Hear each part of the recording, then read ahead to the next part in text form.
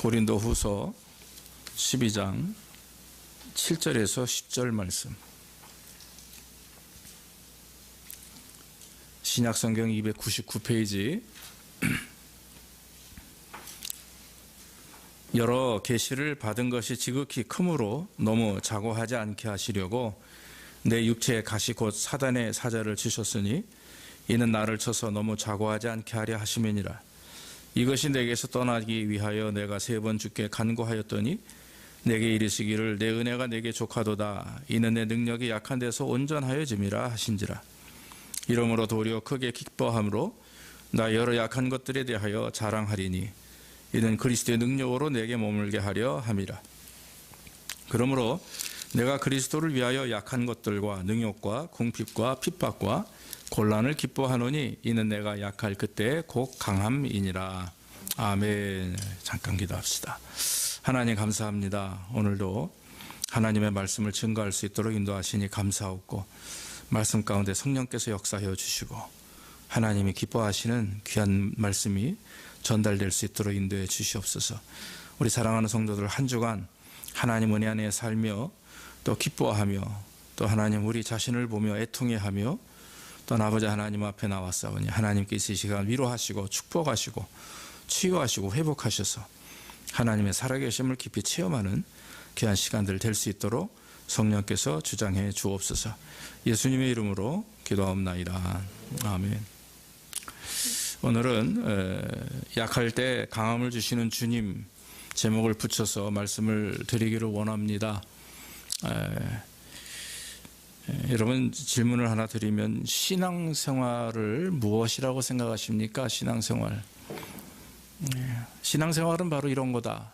이렇게 한번 여러분 생각을 해보시기 바랍니다. 과연 여러분들에게 있어서 신앙생활은 과연 뭔가 하는 거죠.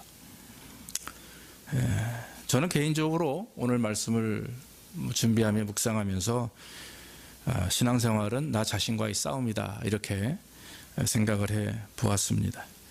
아마 여러분들이 여러 가지의 개인적인 어떤 삶의 또 신앙생활을 통해서 신앙생활은 이런 것이다 이렇게 아마 스스로 생각하실 수도 있겠습니다만은 저는 개인적으로 평생 자기와의 싸움이 신앙생활이 아닌가 이렇게 싶습니다. 그러니까 내 뜻과 내 의지를 포기한다는 것, 내가 좋아하는 것, 또 내가 기대하는 것, 내가 소망하는 것을 내려놓을 줄 안다는 것이 너무나 어려운 일이고, 그리고 그것을 내려놓고 하나님 뜻에 맞춘다는 것도 그것도 더 어려운 일이죠. 그런 삶이 신앙생활이 아닌가 싶습니다. 깨어있기 때문에 그나마 그것도 가능할 수 있는 일이라 생각을 하죠. 만약에 깨어있지 않고 내가 영적으로 잠들어 있다면 아마 그런 느낌이나 그런 어떤 괴로움도 없을 것입니다.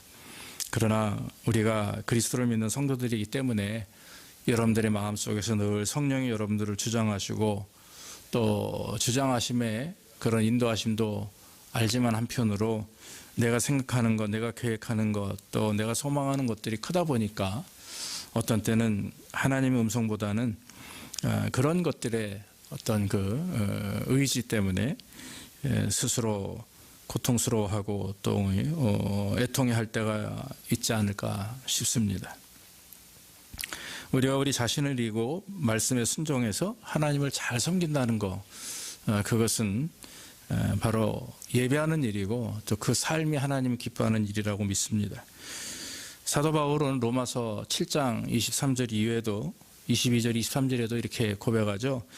내 속사람은 하나님의 법을 즐거워하되 내 지체 속에서 한 다른 법이 내 마음의 법과 싸워 내 지체 속에 있는 죄의 법 아래로 나를 사로잡아 오는 것을 보는 거다. 그렇게 말씀했습니다.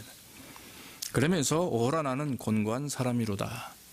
유명한 말이죠. 이 사망의 몸에서 누가 나를 건져내랴. 이렇게 고백을 하는 것입니다. 사도 바울이 어찌 우리랑 비교할 수 있겠습니까? 사도 바울은 아시다시피 정말 주님께 붙들린 바 되어서 평생을 복음을 증거하다 순교하신 하나님의 종이고 신약 성경의 거의 많은 부분을 사도 바울이 기록한 거의 반 이상 사도 바울의 기록이다 해도 과언이 아닐 정도로 그렇게 훌륭한 하나님의 종임에도 불구하고 사도 바울은 늘 싸웠습니다. 자기 자신과 싸우고 자기 안에 있는 육체의 법, 그 성령의 법이 있음에도 불구하고 그 육체의 법으로 인해서 그 자기 자신의 지체 속에 즉 있는 그런 죄의 법 아래서 늘 고통당하고 또 그것을 이기기 위해서 평생 영적 싸움을 해나갔다라고 하는 것입니다. 이처럼 우리는 연약한 존재고요. 단 한순간도 하나님의 은혜 없이는 살 수 없는 그런 존재입니다. 그러므로 우리가 아직까지 만약에 육신에 거하고 있고 또 어떤 영적인 일보다 육신적인 일에 우리가 더 마음과 생각을 가지고 있다면 오늘 우리가 말씀들을 통해서 이 시간 바꿔야 됩니다라고 말씀을 드리지 않습니다. 약함을 인정하시는 주님을 의지하자라고 하는 거죠. 내 힘으로 내 노력으로 바꾸자 이게 아니라 절대로 바꿀 수 없습니다. 아무리 그렇게 생각하고 외쳐도 우리 힘으로는 불가능합니다. 그러나 오늘 말씀을 보면서 사도 바울이 그 자기의 육체적인 문제, 그 가시, 그것을 통해서 오히려 그 약함이 하나님이 주시는 능력을 경험할 수 있는 지름길임을 고백하는 모습을 보면서 저와 여러분들도 오늘 말씀을 통해 우리의 약함을 통해 강하게 역사하시는 주님을 체험하시기를 간절히 원합니다. 오늘 7절의 말씀을 보니까 내 육체에 가시고 사단의 사자를 주셨다 이렇게 고백을 하죠. 그런데 그 육체의 가시가 무엇이냐 하는 부분과 바울에게 주신 이유가 뭐냐 하는 것입니다. 바울이 여러 계시를 받은 것이 크다 이렇게 말합니다. 성경에 보면은 바울이 그 셋째 하늘에 올라간 모습을 나옵니다. 그러니까 다시 말하면 영적 세계를 체험했다라고 하는 거죠. 그러니까 이 말씀이 기록되기 직전에 14년 전에 이제 말씀이 기록되기 전 그 14년 전에 셋째 하늘을 보았던 경험했던 그런 고백을 잠시 하고 있습니다. 그런데 하나님께서 이 사도 바울에게 이런 육체의 가시를 주면서 육신적인 질병을 의미하죠. 그와 같은 그 고통을 주신 이유를 성경 말씀 보면은 너무 교만하게 즉 자고하지 않게 하시려고 하나님이 주셨다라고 이렇게 고백을 하는 것입니다. 그 영적 체험을 그 당시 했기 때문에 만약에 그것을 자기가 초대교회 성도들에게 발설하거나 또 이렇게 선포하게 되면 분명히 나타날 증상에 대해서 사도 바울은 짐작하고 있었다라고 하는 거죠. 그 당시에 여러분 상황이 어렵고 지금과 같이 우리 목회자들도 많은 성도들로부터 대접을 받고 하지만 그때는 굉장히 사도 즉 순회 사도라고 하죠. 사도 바울은 자기가 개척한 교회들을 돌아다니며 순회하면서 복음을 증거하는 일을 했는데 이 사도들이 특별히 영적 체험이나 이런 것들을 강조하거나 자랑하게 되면 그 당시 초대교회 성도들이 사도들에게 영광을 돌립니다. 그러니까 하나님을 의지하기보다 오히려 사도들을 의지하게 되고 또 하나님의 계실 자리에 사도들이 서 있는 그런 경험들을 하게 되고 그러므로 인해서 결국에는 사도들도 범죄하게 되고 성도들도 온전한 신앙을 갖지 못하는 일들이 있다라고 하는 거죠. 그러니까 사도 바울은 그걸 굉장히 염려했고 그런 것을 원치 않았습니다. 하나님 앞에 범죄하는 것을 또 성도들이 범죄하는 것을 원치 않았기 때문에 조심스럽게 자기의 영적인 체험을 감추고 자랑하지 아니하고 이와 같이 육체의 가시 즉 육체의 가시가 뭐냐라고 하는 문제에 대해서는 여러 가지 이유가 있습니다. 어떤 사람들은 무슨 이렇게 여러 지역을 돌아다니며 소아시아를 돌아다니면서 복음을 증거했기 때문에 그 당시 가장 유행했던 질병이 말라리아라고 합니다. 근데 그 만성적인 말라리아에 걸려서 심한 고통을 받았다 그렇게 주장하는 학자도 있고 어떤 사람들은 간질이 있을 것이다 주장하는 사람도 있고 어떤 사람들은 결혼하지 않았기 때문에 어떤 육체적인 그런 욕망이나 이런 것들로 인해서 고생했을 것이다 하는데 사실 가장 진실에 가까운 주장은 그 안질이라고 하는 질병이 있죠. 그러니까 눈이 점점 안 보이고 심한 고통을 경험하는 것이라고 하시는 것입니다. 그래서 갈라디아서 4장 15절에 보면 그 증거를 이렇게 삼죠. 그래서 갈라디아 성도들에게 사도 바울이 쓴 말씀에 너희가 할 수 있었다면 너희의 눈이라도 빼어서 나를 주었으리라 이렇게 말한 적이 있어요. 그리고 갈라디아서 6장 11절에 보면 내 손으로 너에게 이렇게 큰 글자로 쓴 것을 보라 그랬어요. 그래서 사실 이 바울 서신의 내용을 보면은 감옥에 있든 뭐 바깥에서 있든 기록한 것은 사도 바울이 직접 쓴 것이 아니라 거의 다른 사람에 의해서 대필했을 것이다. 이런 말씀을 많이들 하고 있습니다. 사도 바울은 너무나 그것이 괴로웠기 때문에 하나님께 3번이나 간절히 기도했음에도 불구하고 하나님은 응답하지 않으시고 오히려 뭐라고 말합니까? 내 은혜가 내게 족하다. 이렇게 말씀을 했죠. 사랑하는 여러분, 저와 여러분들에게도 분명히 가시가 있으리라 생각이 됩니다. 그것이 바울처럼 육체의 가시일 수도 있고, 또 어떤 분들은 내가 신앙생활하는 데 있어서 방해되는 여러 가지 문제점들, 나의 문제점이 될 수도 있고, 아니면 가정의 문제점이 될 수도 있고, 또 자녀나 또 직장생활이나 사람과의 관계나 또 심지어는 요즘 같은 경우는 이제 경제적인 문제점을 경험할 수도 있습니다. 이런 것을 우리는 이제 가시다 이렇게 표현할 수도 있는 거죠. 그러나 오늘 말씀처럼 저와 여러분들이 이 육체의 가시를 인정하고 혹시 하나님께서 그걸 변화시켜 주지 않으셔도 또 치료해 주시지 않으셔도 우리가 하나님이 주신 그 가시를 주신 그런 이유를 왜 나에게는 주셨습니까? 라고 우리가 대꾸하고 반항하기보다 분명히 하나님께서 주신 이유가 있음을 우리가 인정하고 오히려 삶 속에서 그것이 나를 하나님께서 교만하지 않도록 이렇게 해 주시는 하나의 뭐라 그럴까요? 도구이다 이렇게 생각을 하고 받아들이면 오히려 우리에게 은혜가 되지 않을까 싶습니다. 그러므로 사랑하는 여러분, 우리가 육체의 가시 또 아니면 삶의 가시가 우리의 신앙생활에 내 인생에 방해가 돼도 오히려 그것을 큰 은혜가 될 수 있도록 사도 바울처럼 주님 앞에 3번이나 간절히 기도했는데 주님께서 하신 말씀 내 은혜가 내게 족하다 이 말씀을 마음속에 새기면서 다 받아들였듯이 저와 여러분들도 혹시 삶에 변화되지 않는 부분 또 부족한 부분들 원망하거나 낙심하지 마시고 오히려 그것을 통해서 하나님이 나에게 깨닫게 하시고 또 힘을 주시는 하나의 원천이 될 수 있음을 믿고 주님을 의지하시기를 간절히 바랍니다. 저희 집에는 그 이상근 목사님이라고 하는 성경학자가 쓰신 책이 주석이 한 세트가 있는데 사실 그 성경을 그 주석을 읽어보면 굉장히 다른 일반 주석과는 다른 차원의 주석입니다. 그래서 제가 굉장히 존경하고 좋아하는 그런 또 목사님이고 책인데 이분의 그 간증을 들어보면은요, 이분은 그 16살 때 그 발에 병이 생겼다고 합니다. 그래서 어린 시절에 이제 맨발로 막 뛰어다니고 놀고 그럴 때인데 갑자기 16살 때부터 이제 발이 이상이 생기고 고통이 이제 오기 시작을 하는데 원인을 모른다는 거죠. 그 당시에도. 그래서 3년 동안 이제 뭐 고등학교죠. 고등학교도 다니지 못하고 그저 집에서 있었고 그리고 학교 공부도 못했기 때문에 3년 동안 성경을 고등학교 시절에 그 나이에 수십 번 성경을 읽었다고 하는 거죠. 그래서 나중에 이분이 검정고시를 보고 또 신학교도 가고 공부도 하고 이렇게 해서 결국에 목사가 되었는데 이 목사님은 60년 동안 그러니까 76세까지죠. 16살에부터 몸이 아팠으니까 60년 동안 사역을 하시고 퇴직을 정치식을 한 다음에 어느 날 가까운 목사님이 그 의사가 목사님에게 당부하더래요. 한번 봅시다. 제가 한번 왜 이렇게 목사님 발이 아프신지 보겠습니다 하고 보았더니 뭐 지금이야 뭐 과학이 많이 발달했겠죠.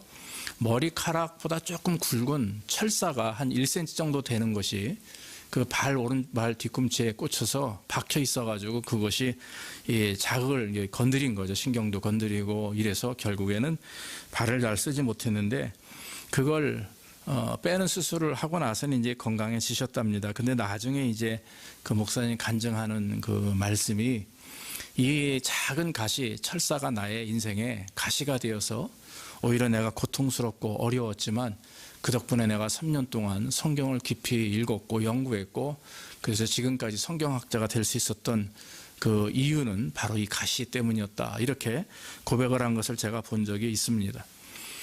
어떻게 보면 원망할 수 있는 거죠. 그 작은 철사 하나가 60년의 그 인생을 굉장히 힘들고 어렵게 하셨지만 그러나 이 목사님은 그걸 은혜로 받아들이고 또 축복으로 받아들여서 오히려 그걸 하나님 앞에 감사했다라고 하는 말씀입니다. 여러분 우리도 인생 속에서 분명히 가시가 있을 줄 압니다. 그것이 나에게 고통을 주기도 하고 또 낙심을 주기도 하고 또 괴롭게 할 수 있는 것도 있을 수 있지만, 그러나 여러분 어떤 것이든지 우리가 현재 있는 것 속에서 그것을 감사함으로 인정하고 받아들이고, 그리고 그것을 통해 하나님의 역사하심이 더 크실 것이다라고 하는 기대를 갖고 신앙생활할 때 우리는 하나님께 영광 돌리는 삶이 될 줄로 믿습니다. 또 한 가지 성경에서 사도 바울이 고백하는 것은, 이 사도 바울이 육체의 가시 때문에, 이 안질 때문에 3번이나 기도했다고 그랬죠. 근데 주님의 대답은 내 은혜가 내게 족하다. 9절에 그래요. 그래서 내 은혜가 내게 족하다. 이는 내 능력이 약한 데서 온전하여짐이라. 그러니까 내 은혜가, 하나님 입장에서 말씀하는 거죠. 나의 은혜가 너에게 족하다 하는 말입니다. 병 때문에 너무 큰 고통이 있었지만 사도 바울은 하나님께 기도했어요. 그러나 하나님은 치료하지 않으셨고 오히려 나의 은혜가 너에게 족하다 이렇게 말씀을 했습니다. 여러분, 오늘날 우리가 경험하는 여러 종류의 것들이 있습니다. 그것에서 우리는 기도도 하기도 하고, 심지어는 그것 때문에 낙심도 하고, 또 나 자신의 부족함 때문에 애통하는 마음도 가져보게 됩니다. 그러나 이럴 때일수록 우리가 바라봐야 될 것은 바로 하나님의 은혜라고 하는 거죠. 하나님의 은혜. 내가 연약하기 때문에, 내가 부족하기 때문에 당하는 고통이나 어려움보다 오히려 그런 그 사람들, 그런 삶의 모습 속에서 강하게도 역사하시는 그런 하나님의 은혜를 우리는 발견해야 된다라고 하는 거죠. 그래서 내게 능력 주시는 자 안에서 내가 모든 것을 할 수 있느니라 고백한 것처럼 예수 안에 있으면 우리는 무엇이든지 할 수 있다. 내가 부족하고 연약하지만 나와 함께 하시는 하나님을 믿고 의지할 때 오히려 그것이 나에게 복이 된다라고 하는 거죠. 우리가 인생을 살면서 상처를 받거나 또 그리스도인들이 우울해하거나 낙심할 이유가 없습니다. 이유는 주님께서 나와 함께 하시기 때문이다라고 하는 거죠. 오히려 우리가 고민하고 낙심해야 될 이유는 내 안에 있는 욕망과 교만, 이런 것들입니다. 오히려 이런 것들이, 이것은 여러분 가시가 아닙니다. 이것은 내 잘못이고 내가 아직도 욕심 속에서 살아가는 이유가 되는 거지, 이 가시라고 하는 것은 어떤 내 의지가 아닌, 내 의도가 아닌 다른 것에 의해서 고통을 당하는 부분들을 말하는 거죠. 그러니까 만약에 이 내 삶의 문제가 좀 내 욕심 때문이다, 혹시 뭐 나의 교만 때문이다 이러면 그걸 우리가 회개하고 하나님 앞에 간구하면 하나님께서 응답해 주시죠. 그러나 내가 할 수 없는 부분들도 있다라고 하는 거죠. 내가 어떻게 할 수 없는 그런 부분에서 경험하게 되는 고통이나 어려움들, 그것은 오히려 정말 하나님께 맡기고 하나님을 의지하면서 주님께서 역사하실 그것을 기대하고 나아가면 오히려 하나님이 축복해 주신다라고 하는 거죠. 이 사도 바울이 갈라디아서 2장 20절에 보면 내가 그리스도와 함께 십자가에 못 박혔나니 그런즉 이제 내가 사는 것이 아니요 오직 내 안에 그리스도께서 사신 것이라 이렇게 고백을 하고 있습니다. 여러분, 우리가 그리스도인이기 때문에 그리스도의 능력 안에서 사는 것, 하나님의 은혜 안에 살 수 있는 것은 진정한 축복이요 또 하나님이 우리에게 주시는 은혜라고 하는 것이죠. 혹시라도 우리 안에 있는 가시, 아니면 상처, 삶의 무거운 짐, 뭐 이런 것들을 내려놓고 주님 바라볼 때 우리는 진짜 은혜를 경험하게 되는 것입니다. 사도 바울은 육체의 가시인 자신에게 있는 질병을 굉장히 긍정적으로 받아들였습니다. 그래서 오늘 본문 7절과 9절에도 보면 이는 나를 쳐서 너무 자고하지 않게 하시려 하심이라. 나의 여러 약한 것들에 대하여 자랑하리니 이는 그리스도의 능력이 내게 머물게 하려 함이라. 자기 자신을 낮추고 또 조금이라도 교만하지 않도록, 또 그 많은 영적인 체험을 했음에도 불구하고 사람들에게 그것을 자랑하지 않는 것. 오늘날 우리가 사람들과 대화를 해보면 또 어떤 인간관계 속에서 우리는 많은 것들을 경험하게 되죠. 그래서 혹시 내가 그리스도인으로서 내가 말하는 것이나 행동하는 것에 저 상대방이 혹시 실망하지 않을까, 아니면 상대방에게 너무 큰 부담을 주지 않을까, 또 내가 교만하게 비춰지진 않을까, 우리는 이런 부분들을 순간순간 고민해 봐야 됩니다. 그것은 걱정과는 다른 것입니다. 일반 사성 걱정이 아니라 그건 그리스도인으로서 내가 하나님 앞에 얼마나 온전한 자로 하나님을 섬기며 또 사람들에게 본이 되고 또 향기를 드러내느냐 하는 부분이 굉장히 우리에게는 중요한 일이기 때문에 내가 늘 마음속에 겸손함, 어떤 겸손의 자세를 갖추고 또 영적인 부분에 있어서도 남들보다 더 다른 영적인 체험을 했다 하더라도 그것을 자랑하거나 드러내기보다는 주님 주신 것을 마음속에 품고 그것을 내 삶의 어떤 정말 원동력으로 삼고 믿음으로 하나님께 나아가는 것, 그것이 오히려 우리 성도들이 하나님 앞에서 겸손한 일이고 또 하나님이 기뻐하시는 일이라고 하는 것입니다. 사도 바울은 마지막에 10절에 이렇게 고백합니다. 그러므로 내가 그리스도를 위하여 약한 것들과 능력과 궁핍과 핍박과 곤란을 기뻐하노니 이는 내가 약할 때에 곧 강함이니라. 예수님 때문에 당하는 일들이 많았습니다. 뭐 이것만 있었겠습니까? 매맞음도 있고 또 옥에 갇힘도 있고 또 뭐 수없이 많은 고통을 당함도 있지만 여기 보면 능욕, 궁핍, 핍박, 곤란 이걸 그냥 다 하나로 해가지고 4가지 단어로 딱 압축을 해버리죠. 그만큼 사도 바울은 복음을 증거하는 그 인생에 너무나 큰 고통을 당했다라고 하는 것입니다. 여러분, 사도 바울이 이와 같이 이런 일들을 감당할 수 있었던 것은 무엇이겠어요? 자기의 힘을 다 뺐죠. 내려놓은 거죠. 자기 힘을 다 뺀 것. 여러분 가끔 보면 이제 우리가 운동을 하지 않습니까? 뭐 구기 종목을 하든 축구를 하든 뭐 저도 테니스를 굉장히 좋아하고 자주 치지만 그런 얘기가 힘 빼는데 3년이라는 얘기가 있어요. 그건 뭐냐면 모든 운동이 힘을 뺀 상태에서 해야 된다라고 하는 거거든요. 근데 테니스를 쳐도 뭐 탁구를 쳐도 뭐 골프 치는 분들 얘기를 들어봐도 힘 빼는데 3년이 걸립니다. 이런 얘기를 해요. 그거는 힘을 빼야 결국에는 새로운 어떤 운동을 바로 내가 하고자 하는 것을 할 수 있다라고 하는 건데 이건 뭐 진리인 것 같습니다. 우리가 신앙생활도 마찬가지 아닙니까? 내 힘을 빼야 됩니다. 내 욕심과 내가 자랑하고자 하는 것, 내가 원하는 것들을 다 내려놓고 힘 빠진 나에게 뭐가 들어와야 하냐? 새로운 힘이 들어와야 되는데 그 힘은 바로 하나님의 능력이라고 하는 거죠. 그것이 내 안에서 역사할 때 나의 삶이 바꿔지고 또 하나님이 기뻐하는 삶이 되는 것 아니겠습니까? 그러므로 우리가 우리의 힘, 우리의 교만, 우리의 계획은 다 내려놓고 거기에 무슨 힘을 입어야 되느냐? 바로 하나님의 능력을 힘입어야 하나님이 기뻐하시는 자로서 삶을 감당할 수가 있는 거죠. 사도 바울은 스스로 힘을 뺀 것은 아닙니다. 워낙 힘 있는 자였고 지혜로운 자였고 워낙 배경도 좋고 학식도 많은 자였으나 그리스도를 다메섹 도상에서 만난 이후에 그는 저절로 낮은 자의 자리로 내려갈 수밖에 없는 아주 밑바닥 인생이 되었습니다. 그러면서 사도 바울은 새로운 인생을 시작하게 되는 거죠. 모세도 마찬가지입니다. 미디안 광야로 도망가서 거기서 40년 생활을 하다가 결국에는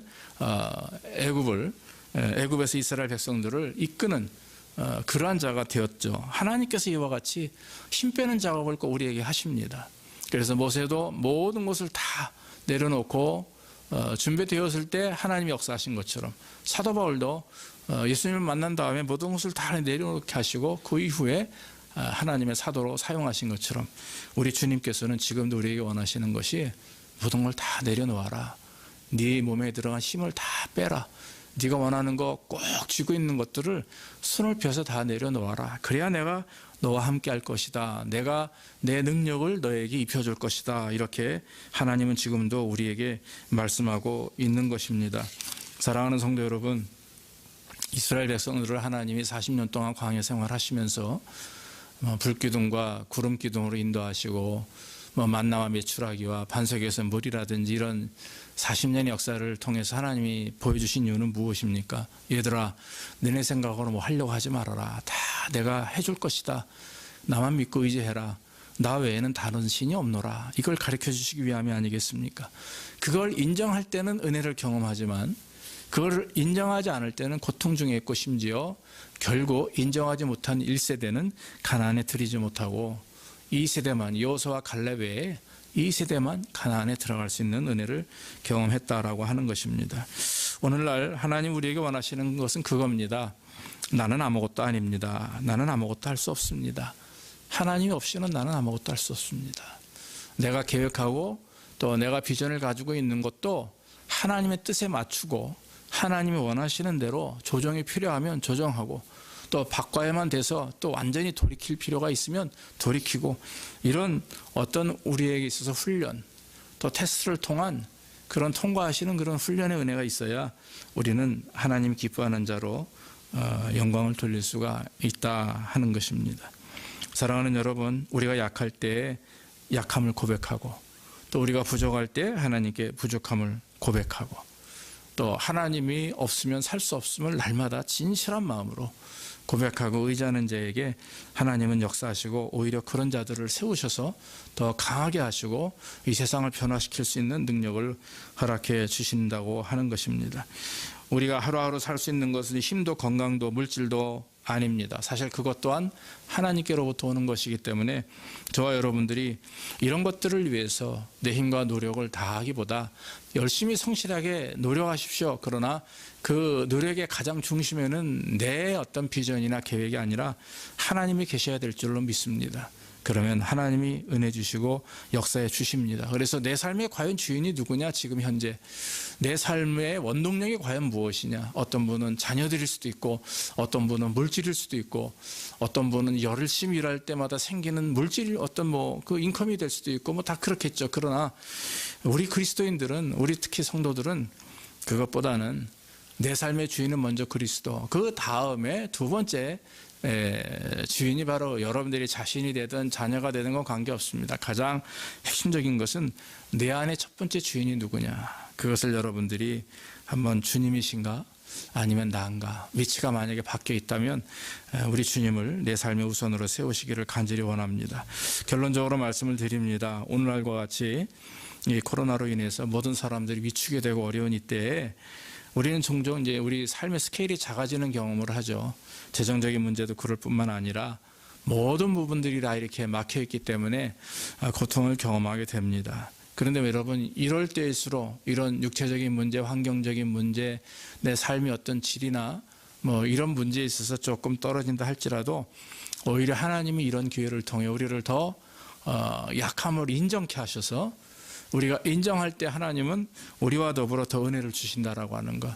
내 은혜가 내게 족하다 하는 말씀하신 것처럼 지금 그동안 이런 것이 다 하나님의 은혜였구나, 이것 또한 하나님의 은혜였다, 현재 당하는 고통과 어려움을 오히려 바꾸어서 예전에 느껴보지 못했던 그런 것들을 다시 한번 느끼면서 이것이 하나님의 은혜였고, 이런 부족함이 있었지만 하나님이 이렇게 나를 역사하셨구나, 이렇게 돌아보고 우리가 감사할 때 분명히 하나님께서 우리를 더 겸손케 하시고 앞으로 우리에게 주실 은혜를 우리가 더 차곡차곡 쌓아나가는 그런 축복의 삶이 될 것이라 저는 믿습니다. 사랑하는 여러분, 하나님은 약한 자를 기뻐하십니다. 다시 말하면 약함을 고백하는 자를 기뻐하시고, 또 내려놓는 자를 기뻐하시고, 주님 앞에 굴복하는 자를 기뻐하십니다. 오늘 사도 바울이 충분히 자랑할 수 있음에도 불구하고 자랑하지 아니하고 오히려 그 안지를 하나님께 고쳐달라고 기도했으나 내 은혜가 내게 족하다라고 하는 말씀을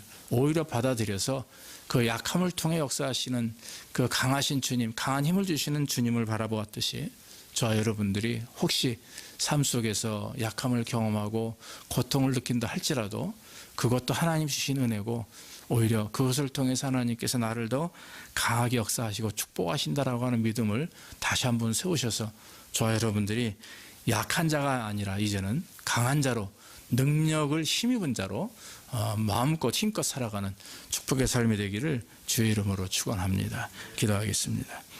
아버지 하나님, 감사합니다. 오늘 귀한 말씀을 통해서 정말 하나님, 사도 바울이 강한 자였으나 오히려 주님을 만난 후에 약한 자가 되었습니다.